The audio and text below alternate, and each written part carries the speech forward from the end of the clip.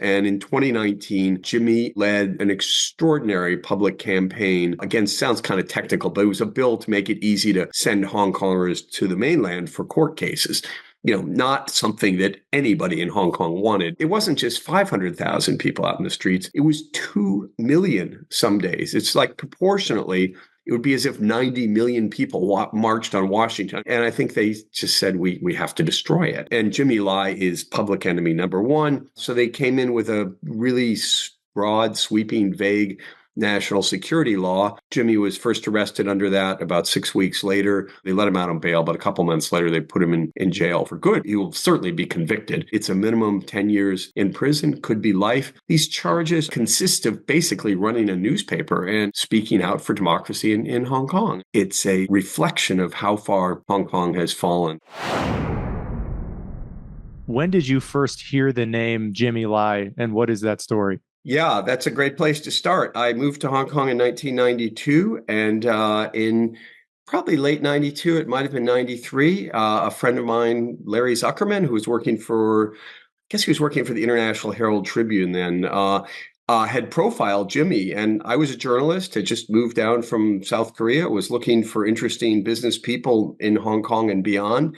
And he said I should go meet this guy who was a retail entrepreneur. He'd started this amazing chain of clothing stores, was a manufacturer, biggest manufacturer of sweaters in Asia, and had been very outspoken in his defense of the pro-democracy movement in Beijing in 1989. So I called up his office, and that's one of the terrific things about Hong Kong is you can have access pretty much to anybody. And I just come from South Korea, and it definitely was not like that there. And his secretary said that Jimmy wanted to invite me over to lunch. Thought that's nice. And she said, he wants to cook for you. Wow. It's pretty rare to get invited to a CEO's house for lunch. And it's the first and last time a CEO ever cooked lunch for me. But went over to his house up in the hills of the Kowloon Hills, overlooking the harbor, the spectacular Hong Kong harbor.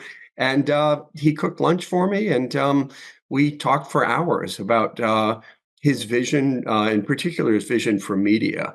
And I was, as I said, a newcomer to Hong Kong, but he explained to me why what seemed like a crazy idea of starting a new newspaper just a couple of years before the communist Chinese were going to take over, explained to me why this made great business sense. And I listened. I still thought it was a little bit audacious, but 2 years later, he launched Apple Daily, and that quickly became the most popular newspaper in Hong Kong with a very, very strong pro-democracy line. And 2 years after that, in 1997, the Chinese took over Hong Kong after 156 years of British colonial rule. And while every other publisher was backing off and trimming their sails, self-censoring, Jimmy and his team just plowed ahead with just gutsy, audacious reporting. It wasn't just all spinach, democracy, politics.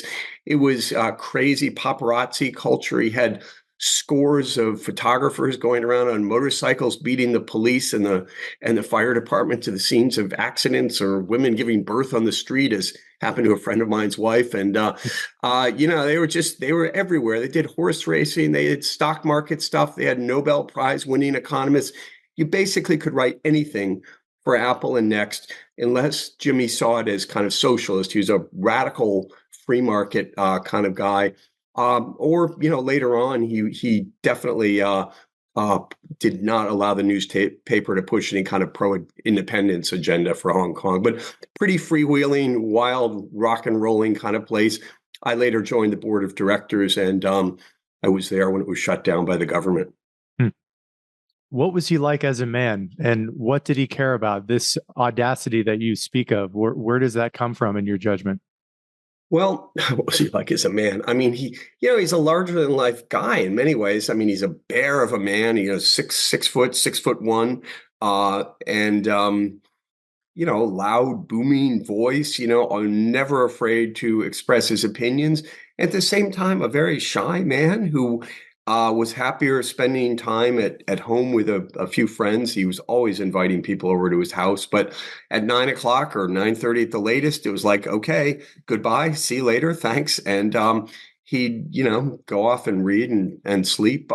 So, very hospitable, but he wasn't on the party circuit. He wasn't interested in hobnobbing with the great and the good of Hong Kong, or ingratiating himself with the communists, or before that, the colonial authorities. And he also never wanted political leadership. I mean, he wasn't so he's in prison now, but he's not a Nelson Mandela type who's planning to come out and lead the country in a different direction.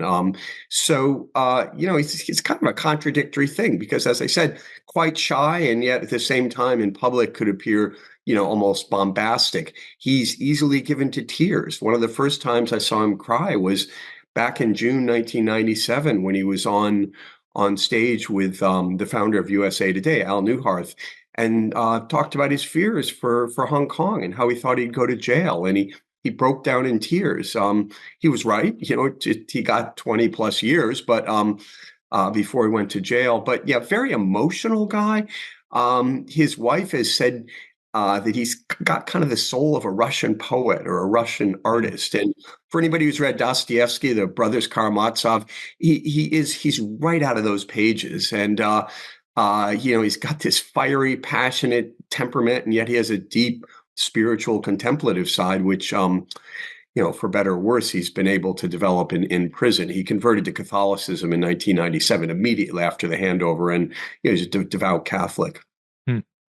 What would he write, or what would he allow to be written in the annals of his newspaper that others wouldn't dare to write? What do you know about that? What do you remember?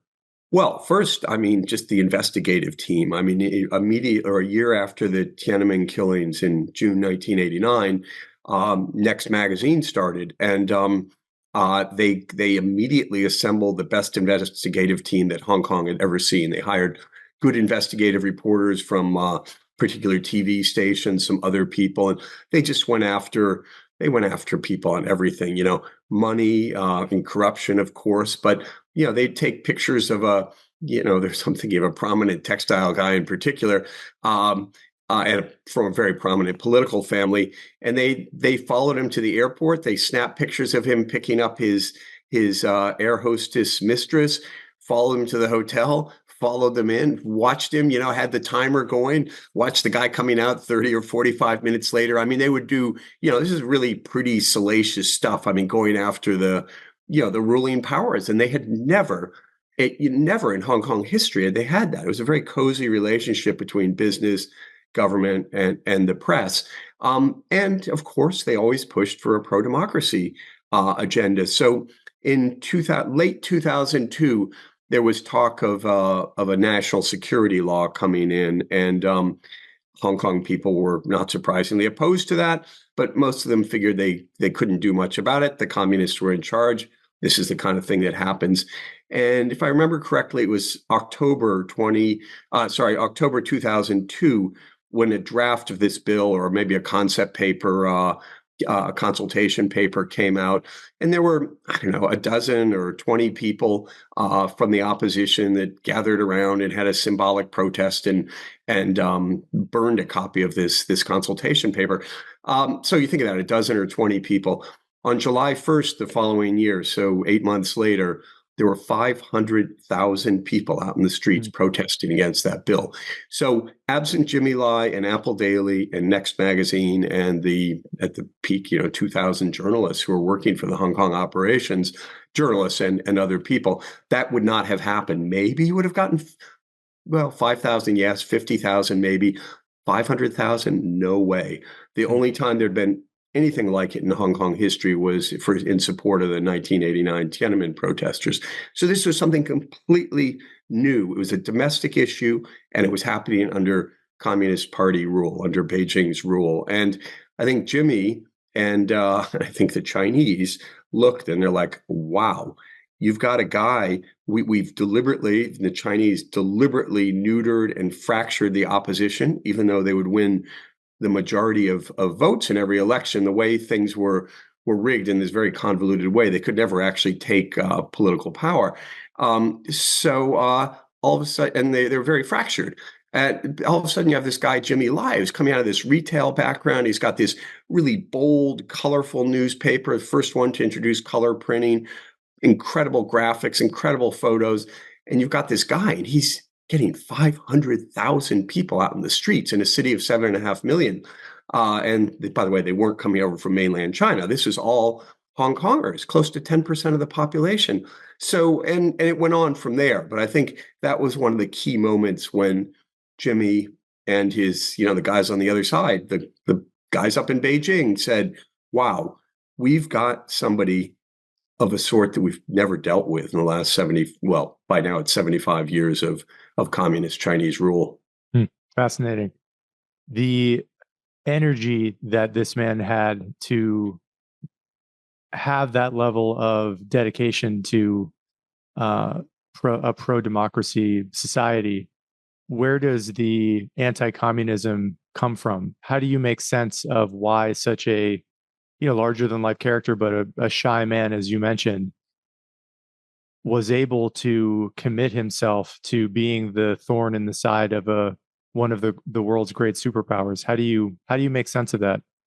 Yeah, I mean, that's a great question. I think it really goes to the heart of who Jimmy is. He was born in mainland China about 2 years before the communists took power in 1949, when Mao Zedong swept into Beijing, proclaimed the Chinese people have stood up. Jimmy was from southern China, just over the border from Hong Kong. It's a complicated family history, but his mother was the second wife who'd married into a rich shipping family, and the first wife died after the revolution. The father went off to Hong Kong, leaving the mother with Jimmy's twin sister. We think the father left when Jimmy was 3 or probably 4. Excuse me. And there was a sister a couple of years older.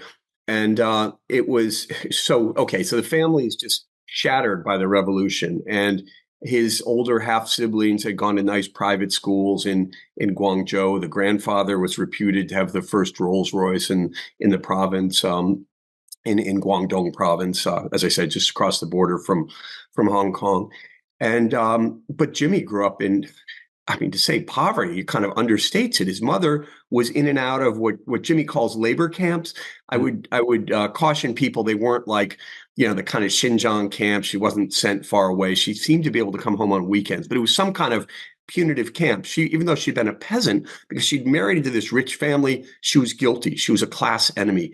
Jimmy had to watch as his mother kneeled on broken glass and wore a dunce's cap and was jeered and humiliated by people around her.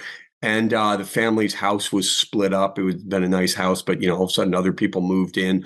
So with the mother in and out of the labor camps, Jimmy, at the age of, I think this was probably about when he was 5 or 6 years old, but until he was 12, when he left for Hong Kong, he was a hustler. He never finished primary school. It was interesting. His twin sister had a phenomenal mind, and her brain was wired for school. She breezed through. Jimmy just kind of couldn't sit still. And he was hustling on the black market. He'd find half-smoked cigarettes, put a couple of them together, re-roll it, and sell it as a new cigarette. He stole metal and sold it in the scrap metal market, and he was hungry. His mother would deliberately burn rice and bring it home on the weekends when she came, so the kids would have a little to eat. And so you think of this. These kids, 4, 5, 6, 8 years old.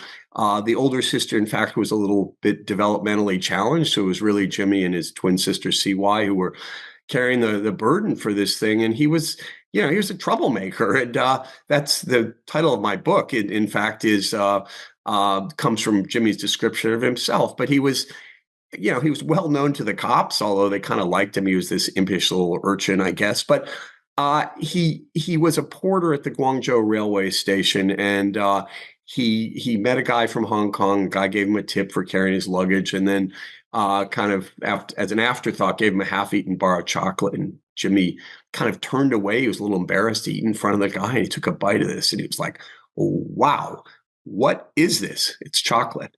And where are you from?" "Hong Kong." "Wow, Hong Kong must be paradise if they've got chocolate there. I mean, for Jimmy at that time, burned rice was pretty good. A grilled field mouse, if he could catch it, was like a delicacy. So he eventually convinced his mother to let him go to Hong Kong, or to leave. And he, through the help of a corrupt official that he befriended, he got a one-way permit to Macau, which was the Portuguese colony on the west side of the Pearl River Delta. And it took me a long time. I mean, Jimmy's in prison, so I've known him for 30 years, but I didn't set out to, write a biography of him. It wasn't like I spent years interviewing him. I know him pretty well.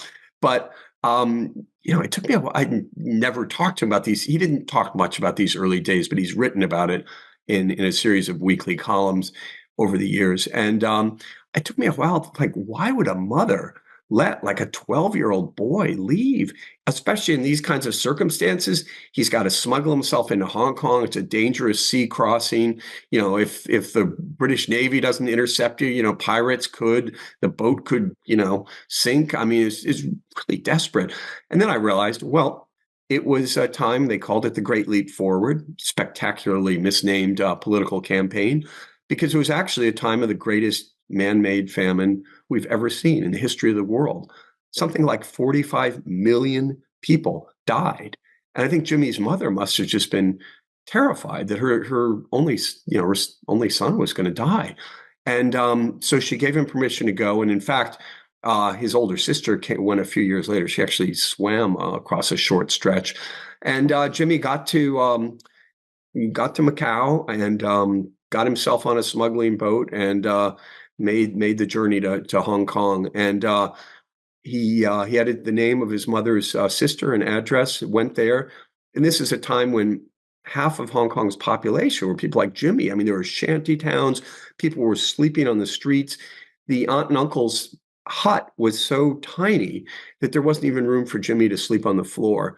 So they found him a place that first night at a glove factory, and he slept on a table there. And he went from sleeping on a factory floor and being a teenage factory worker to 15 years later owning a factory, which, as I said before, quickly became the largest sweater maker in Hong Kong. So, his hatred of the Chinese Communist Party is born from his experiences. But then you say, like, how did he channel that? Because he's obviously more thoughtful than just blind hatred.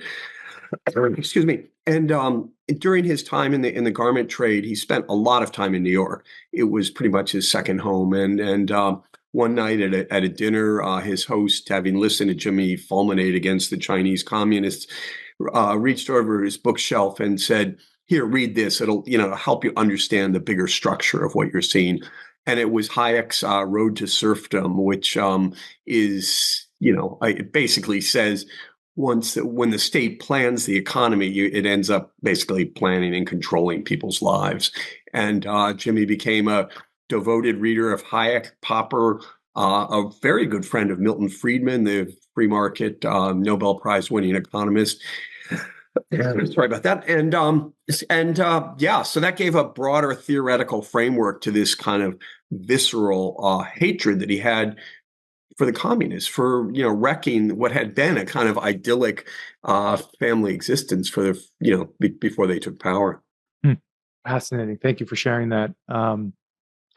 Do you regard his foray into publishing, into the newspaper industry, as, at least in part, an attempt to act as an activist or as an arbiter of objective truth about the Communist Party and about China itself? Or was it more really about business? How do you come down on that? Dan, it's a really great question. I think when he first went in, it was primarily as business. I mean, sure, he was really angry about the killings in Tiananmen when hundreds, maybe thousands of Chinese were killed in Beijing and around the country. And he'd seen. I mean, we forget about this. Tiananmen was one of the first times we saw a dramatic, a would-be revolution, I guess, happening in real time. CNN had just started in the early 1980s, and it was obviously way before the internet or anything. It was before the Berlin Wall fell, and so Jimmy saw this. He was totally captivated. He's very interested in technology, whether it's in garment making or retailing or media. And he said, wow, we've got some new technology. It's bringing transparency to the world. And under Deng Xiaoping, who succeeded Mao, the communists had started economic reforms, and Jimmy thought that the economic reforms would lead to political and social reforms. But he also thought that the media could really push things along. And so, he had both things in mind, but he was definitely doing it as a businessman. As a matter of fact, sorry, one of his earliest hires was was a guy who Jimmy's pitch was, hey, look, we'll run this for a few years. And this was for the magazine, for Next Magazine. We'll run this for a few years and then we'll sell it. I mean, who wants to run a magazine? It's so much trouble. So the original idea was Jimmy as the businessman.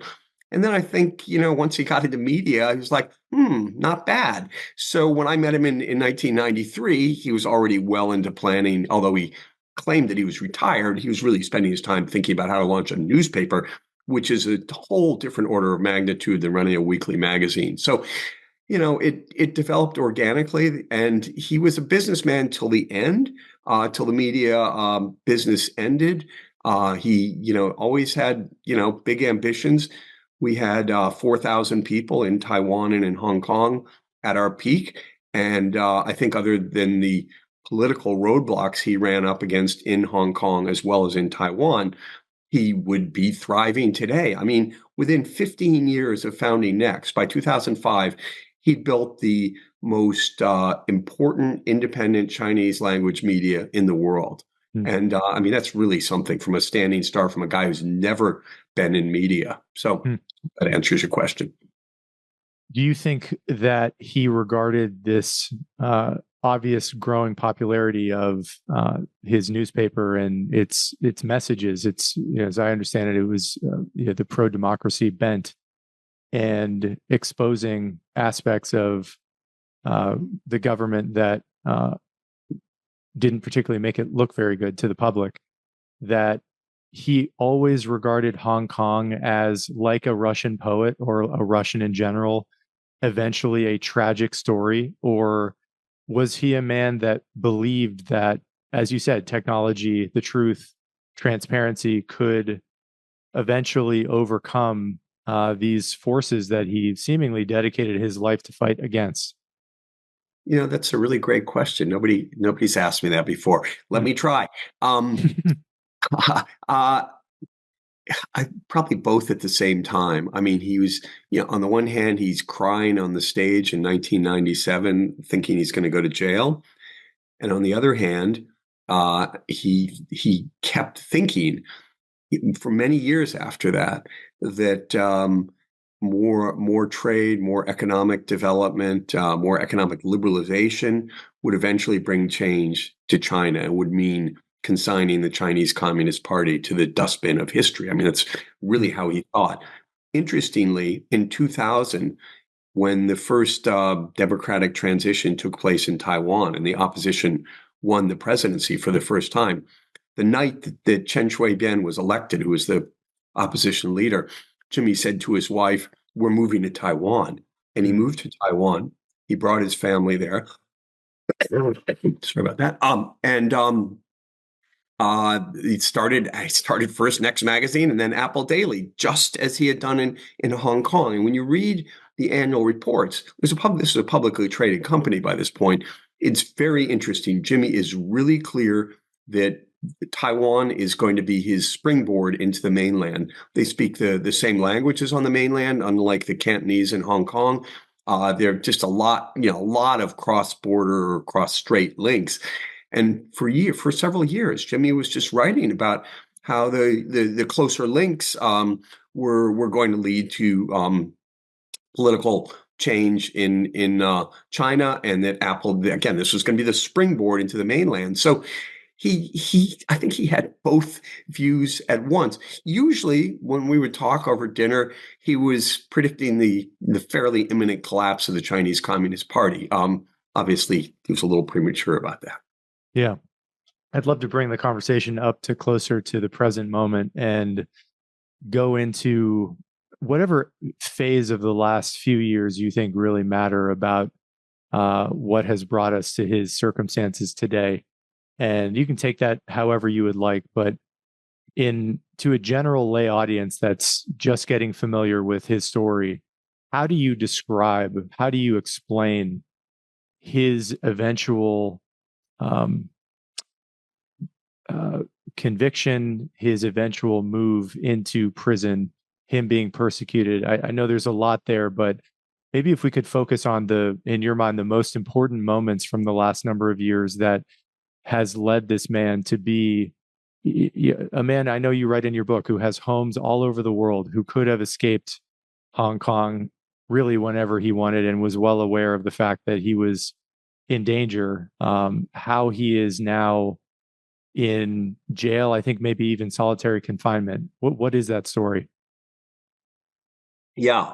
So 2003, we mentioned where 500,000 people come out in the streets. And by the way, I didn't mention they're carrying posters and pull out from Next Magazine, the newspaper, things that were designed to be carried in the poster, made into protest signs. And then he spent much of that decade, as I said, in Taiwan, and he ran into some real roadblocks there, mostly from the business community. He was trying to get into broadcast. He was really pushing the envelope technologically. He started an animation studio, and so he kind of was out of Hong Kong a little bit. And then in 2012, there was an important student-led movement. And in 2014, a more important student-led movement that saw protesters occupy the center of Hong Kong for 79 days, actually several different areas. And it's interesting, Jimmy wanted to support the students. And so for the first time, he was on the front lines. He was tear gassed. He was out there for 79 days, camping or sitting during the day in front of his tents, not trying to make a big deal of himself. He was just an ordinary guy sitting there, but really showing his solidarity with the students. And at the end, he was arrested on civil disobedience charges, not prosecuted. So that kind of pulled him into things more. And Hong Kong was kind of simmering with tension for the next several years. And in 2019, Jimmy and Apple and Next led an extraordinary public campaign. Again, sounds kind of technical, but it was a bill to make it easy to send Hong Kongers to the mainland for court cases. Not something that anybody in Hong Kong wanted, knowing, what we know about mainland Chinese justice. So it wasn't just 500,000 people out in the streets. It was 2 million some days. It's like proportionately, it would be as if 90 million people marched on Washington. I mean, incredible numbers. You couldn't even move through the streets. And at the end of that year, the Democrats, the pan-Democrats, really, with several different parties, won a landslide victory in some district council, very, very low-level political jobs that really had very little power. I think this totally freaked out Beijing. They saw this violence, this uprising. Arguably, was the most sustained challenge to Chinese communist rule since 1949, even more than the Tiananmen Spring. And I think they just said we have to destroy it. And they came in and Jimmy Lai is public enemy number one. He's the black hand. He's the puppet master. It's him that's driving all this. So they came in with a really broad, sweeping, vague national security law in mid 2020. And Jimmy was first arrested under that. About 6 weeks later, they raided. They came to his house and handcuffed him and perp walked him took him down to the newsroom. There were 250 cops there, just tearing apart our newspaper. Anyway, a couple months later, they let him out on bail, but a couple months later, they put him in jail for good, really. I mean, it's been more than 1,500 days, mostly in solitary confinement. He's been convicted of a number of minor kind of made up charges, but it's the big one right now. He's in there for a national security law charge that he will certainly be convicted, and it's a minimum 10 years in prison, could be life. He's 77 years old. Even 10 years is pretty much like a life imprisonment at this point. So that's kind of, yeah, where he is right now. I should just say these charges are a sham. I mean, they'd be a joke if it weren't so serious, if somebody's life weren't at stake. I mean, they consist of basically running a newspaper and speaking out for democracy in Hong Kong. And yeah, I don't know what to say except that it's a reflection of how far Hong Kong has fallen. That a place that used to have rule of law, honest, transparent government that was guaranteed, the Chinese, when they took it over, guaranteed that for 50 years, Hong Kong could have all of its existing freedoms, freedom of press, speech, religion. It would have its own currency, its own tax system. It would essentially be an autonomous state, without an army or foreign policy or anything, but it could just keep going as it had always done. And it turns out that that promise proved impossible for Beijing to keep. So I think there are, maybe a couple of lessons we should be thinking about here. One is, can we trust Beijing for any of the promises it makes? I mean, its promises were made in an international treaty signed with Britain, lodged at the United Nations, which China just tore up. 20 years after the handover, it just said, sorry, we don't, that's null and void. There were similar promises made in the Basic Law, which is the kind of mini constitution that governs Hong Kong. Again, just completely disregarded. So, that's number one. Number two is, how do you run a global financial center, which is what Hong Kong wants to think that it is, when you've got political prisoners? It's not only Jimmy. I have 6 other colleagues in jail. They've all pled guilty. They haven't been sentenced. They're basically being held hostage for the end of Jimmy's trial, and it'll be 5 years since his arrest this August. And, there's no sign really when the trial is going to end. Maybe he'll be sentenced at the end of this year. We're supposed to have closing arguments in August. So, what does this say about Hong Kong? You've got almost 1,000, besides my colleagues, almost 1,000 political prisoners in Hong Kong. So I think the lesson is that Jimmy Lai is somebody of the sort that the Chinese communists have not seen in their 75 years of rule. So he's number one. Any one of these 3 factors would make him a dangerous person in the communists' eyes. Number one, he's a businessman. So he's got resources. He has international connections. He's got money to hire great lawyers. Number two, he was a media guy. He was a giant. So he had a megaphone. And we all know that the Chinese think of that media should be propaganda. And number three, he has principles. And this may be the hardest for the Chinese to deal with, because they basically kind of run like the mafia. They care about power and staying in power and money and taking care of their family above all. And he's got principles that are beyond that. As you said, he could have left. He's a British citizen.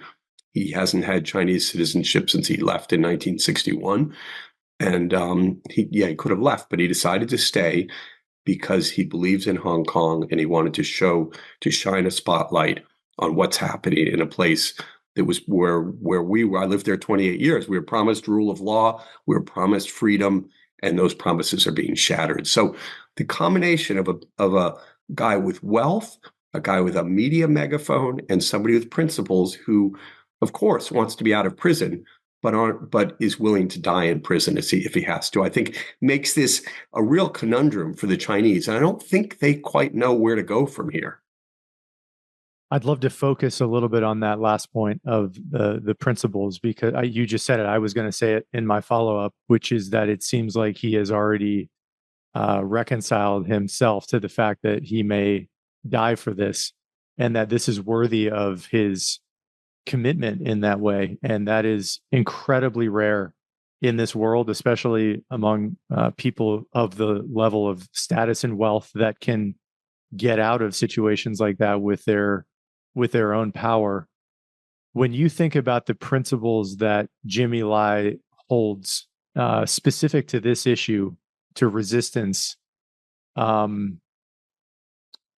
are those principles in your mind? What is it? You mentioned earlier that he's Catholic. You mentioned earlier that he lived and has seen the horrors of what a communist system can inflict upon normal individual people. How do you make sense of that? What are the guiding principles of this man that make him do things that are extraordinarily rare. And I think in anyone who comes across these stories, just something that is just deeply moving and inspiring. Yeah, and very, very humbling. And as somebody who's known him, as a father, as a husband, just as a family guy, a normal guy, like, takes you out on his boat, invites you to dinner. I mean, it's unbelievable to me, honestly. But in the course of writing this biography, I understood, a lot more than I had known about him in the first, 28 years or something that I'd known him. And I mean, part of it is this background of coming out of just incredible privation that I talked about before. I mean, there's it's something of a cliche, but Nietzsche's quote that what doesn't destroy me makes me stronger. Now, let's not forget that for every Jimmy Lai, there were thousands of people who were destroyed. I mean, he really is literally one in a billion. Mm. There's no businessman. There are a handful of business people who've stood up a bit over the last 75 years. They've pretty much been crushed. And there is one guy who's in jail right now in the mainland. I think he got a 12-year sentence because he called Xi Jinping, the Chinese leader, a clown.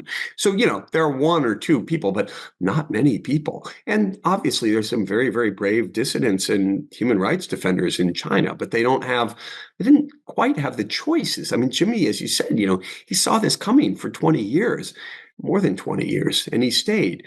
So I think the fact that he survived this incredible childhood and went from, could have died of famine, came to Hong Kong, became unbelievably wealthy. I mean, he's a brilliant entrepreneur, and I hadn't appreciated that enough, even though I'd known him for years before I started working on this book. I talked to people who've known him since the 70s, and he's just an extraordinary guy. But so it's this combination of unbelievable self-confidence and somehow a total lack of fear.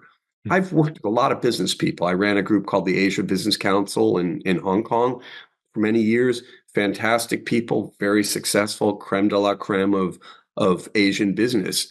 None of them would stand up in a political situation like this. I mean, business, we can see this today around the world. I mean, when a state trains its forces on you, it's really scary. And I was, it's a very small thing, but, as a director of the company, of Jimmy's media company, Next Digital, I was caught up in some of the fallout. And, we had or have, I don't know, 4 different state-led investigations against us. And it's scary.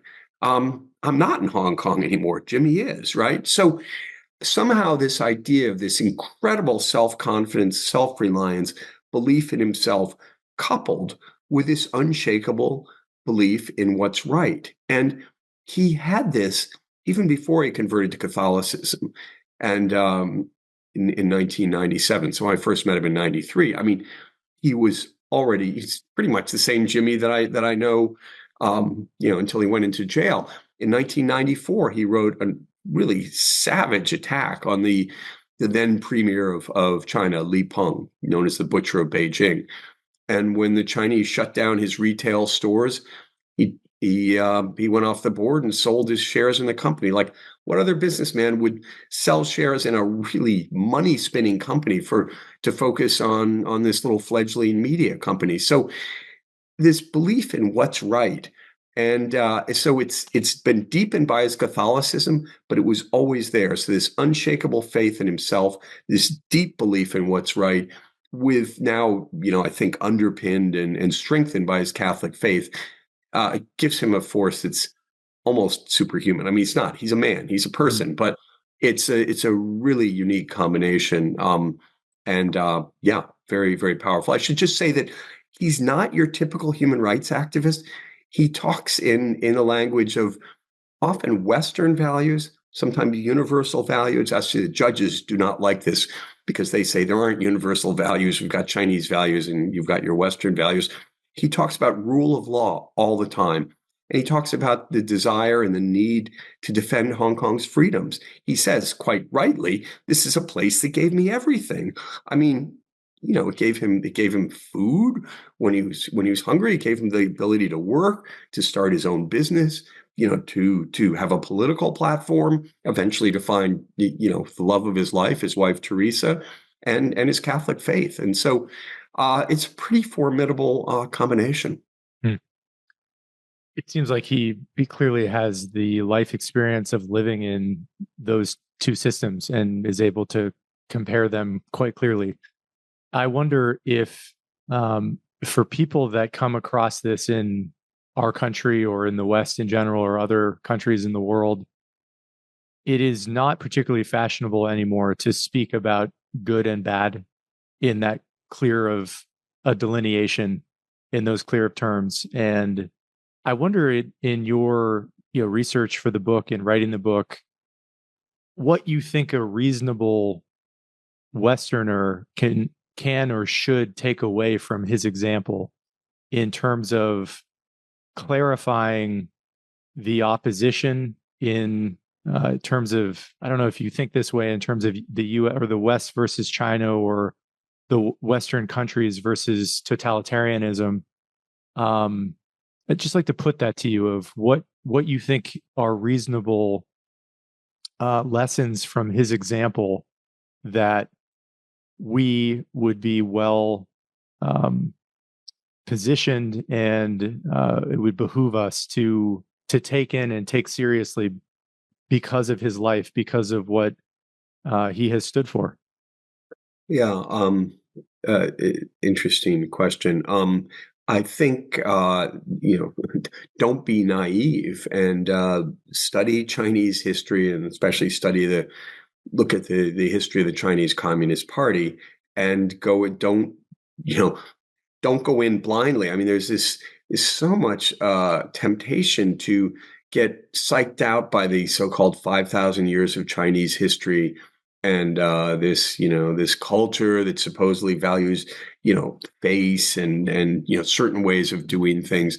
It's not nonsense. I mean, don't check your values at the door.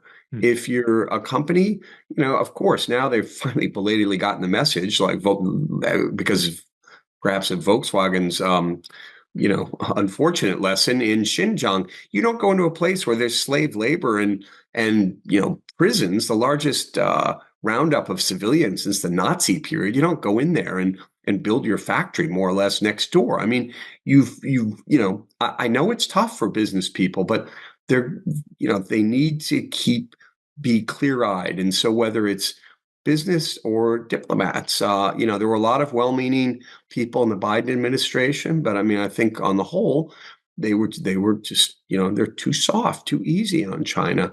I just can't believe that we're shutting down Radio Free Asia, Voice of America, these incredible beacons of soft power that help exemplify, what's best about our country and what's best about many of our values, including openness, a willingness to listen to criticism, to look at all sides of an issue.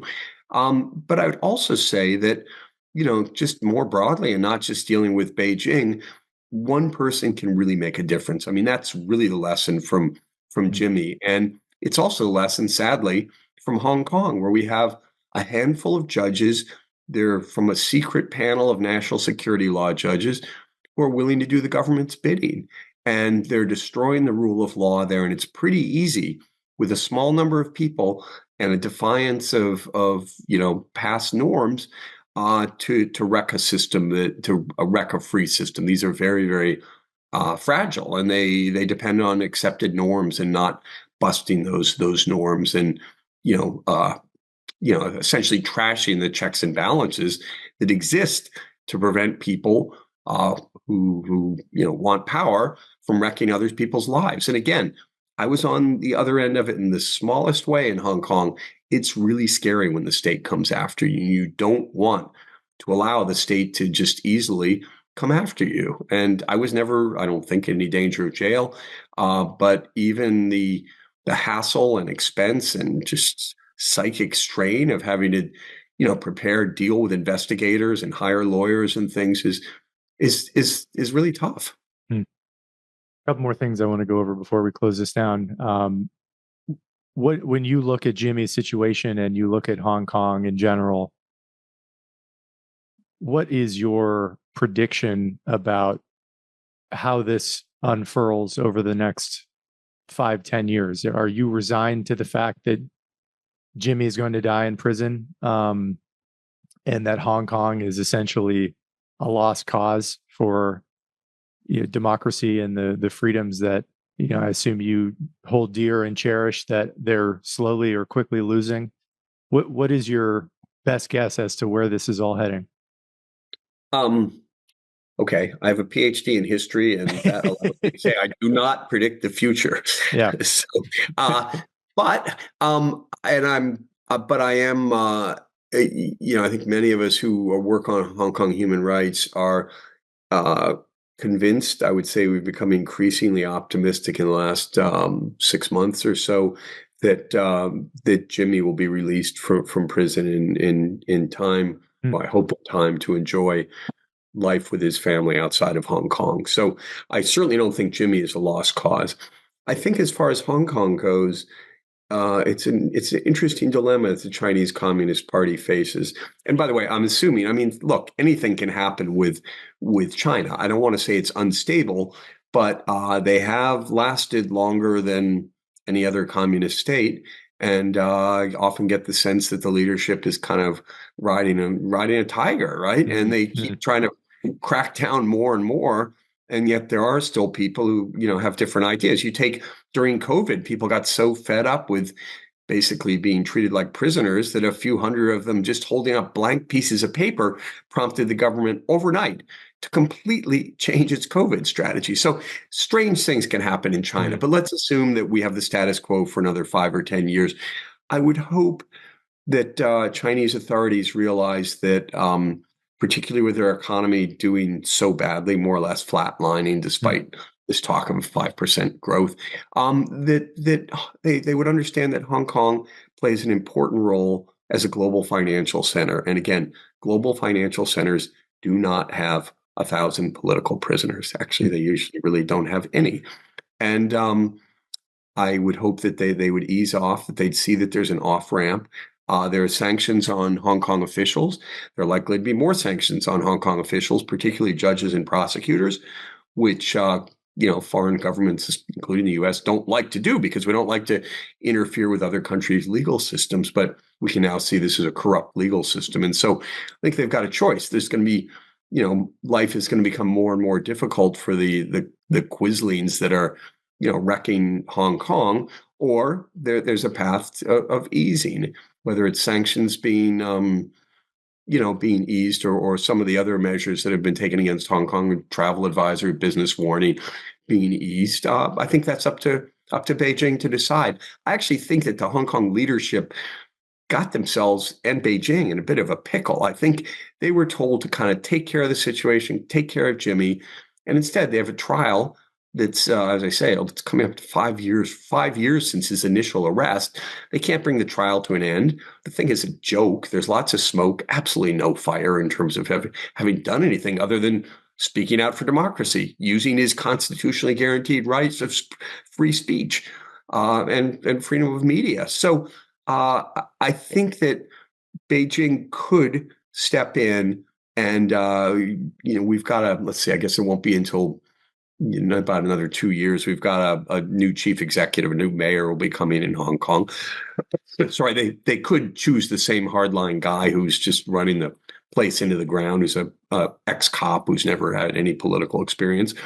Or they could choose somebody a little bit softer. So, I'm not saying that Hong Kong is going to go back to its freewheeling old days, but, there is a path to a little bit softer, gentler Hong Kong that does become a little bit more integrated or reintegrated with the rest of the world. That's really up to Beijing to decide. It's not the guys in Hong Kong who are deciding it. And I have to make this point, roughly 6 out of 10 people in Hong Kong always voted for the pro-democracy candidates from the first elections under the British in 1991 until those district council elections I mentioned in the end of 2019. So you have always had a substantial majority of people voting for democracy. Now, look, hundreds of thousands of people have left Hong Kong. Those are definitely almost all pro-democracy people. But still there's a very substantial percentage of Hong Kongers who value freedom and democracy. And, I think they're biding their time, but of course they would like a freer, more open Hong Kong. And, look, Apple Daily's not going to be running again. You're not going to have 2 million people out in the streets, but you could have an easing. And that's the best option for Hong Kong, for China, really for the world. Yeah. Thank you for that. Would love to close with this. I think it was Orwell who once said, either no biography or autobiography should be trusted if it does not reveal something disgraceful about its subject. And you said this earlier that, Jimmy is not a, superhuman. He's one of us. And I wonder if we could close with the observations of you, of his foibles, of his humanity, of his eccentricities. It's very easy to paint this person like an Alexei Navalny as they're unbelievably admirable and courageous in what they do, but they're still human. I think that's actually helpful for people to remember that they have problems that we can all relate to. They have overcome things that are difficult. They've had to face a lot of fear. I don't know if anything comes to mind about Jimmy specifically, but I wonder if it might be helpful to close with some of his flaws, some of his oddities, some of his mistakes that he's made. Anything that comes to mind that could add some humanity to this remarkable man. Yeah, well, I think Jimmy would be the first one to admit that he's, in his language, he'd say he's a sinner. I mean, he's done lots of things that he's not proud of. I mean, back in the 70s when he was going to New York a lot, I mean, and when buyers, textile people were coming out to Hong Kong, wine, whiskey, women, weed, you wanted it. Jimmy's the guy. Jimmy was the party guy, and I don't think he's made any any secret of that. I mean, he led a libertine kind of existence. He had a pet bear in his backyard. I mean, he had a whole menagerie of things. Yeah, he ran a pretty open, crazy kind of house, jacuzzi. People smoke, and people did not smoke weed in Hong Kong in the 80s, but they did at Jimmy's, kind of wandering in and out of the jacuzzi and, looking out at the hills of Kowloon, some clothed, some not. We had pretty young kids at the time, just preteens. He definitely had a different lifestyle. I mentioned Teresa, who he met in 1989, a couple of years after his wife left him. And I think that, he went from kind of libertine existence to one that had much more purposeful existence. I think it's hard to speculate, but he could have been like many entrepreneurs and kind of, been rich, had his Rolls Royce and his pet bear and things, but not, not had this kind of core that he ended up discovering in himself. Maybe it was always there, but I think Teresa really helped build it out. But even then, I mean, when he was baptized, and became a Catholic, converted in 1997, his godfather, Bill McGurn from the Wall Street Journal, remembers thinking, yeah, this is great. I'm sure he really believes this. But, meanwhile, his newspaper is running reviews of bordellos, and worse, by the way. I mean, prostitution was legal in Hong Kong. So I guess running restaurant reviews of, so to speak, of wasn't like it was illegal, but it was certainly like at the edge of good taste and arguably beyond. They had worse coverage. I mean, I think the most horrible thing that the newspaper did, and it was under Jimmy's watch, was this unbelievably tragic story of a mother who committed suicide along with 2 of her kids. Apple Daily then gave him gave the guy, the widower, gave him cash to go across the border to Shenzhen into China and go on this, completely orgiastic spending spree with his mistress and chronicled the whole thing. So Jimmy apologized, but I mean, honestly, there's almost a recklessness to him it's very, very noble that it's been transformed, for the cause of freedom. But I think in some cases was not so positive. Absolutely fascinating, Mark. I love this conversation, and I think his example and the information in your book and the subject in general is just so important. Really an honor to do this. Thanks for coming on. Well, Dan, thanks for your interest. It's been fun. Really enjoyed the questions, and stay in touch. Sounds good.